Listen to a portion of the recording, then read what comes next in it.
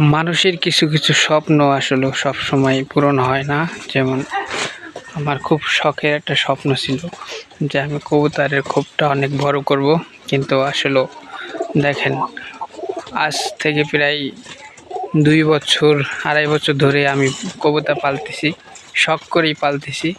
প্রথমে আনছিলাম এক জোড়া এনে আমি খুব একটা শখ ছিল যে আমি শখ করে পালবো, কিন্তু শখের বসে পরে যখন দেখলাম কবুতর বাচ্চা হচ্ছে তখন আর একটু বেশি আগ্রহ জাগলো যে ভালো করে পালা শুরু করলাম।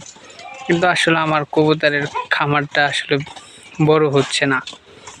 আমি অনেক দিন ধরেই চেষ্টা করতেছি কিন্তু হয়ে উঠতেছে না। কখনো দেখা যায় যে 6 জোড়া 7 জোড়া হয়ে যায়, আবার কখনো দেখি আবার কমে যায়। আর বাচ্চা হওয়ার সাথে হওয়ার একটু বড় হয়ে বাচ্চা মারা যায়। এটা আবার ডিম 2টা পারে কিন্তু একটা বাচ্চা ওঠে। এই জিনিসটা ধরে অনেক দিন ধরে আমি করতেছি, কিন্তু ভিটামিন খাওয়াচ্ছি, তারপরেও জিনিসটা সমাধান আসতেছে না। আপনারা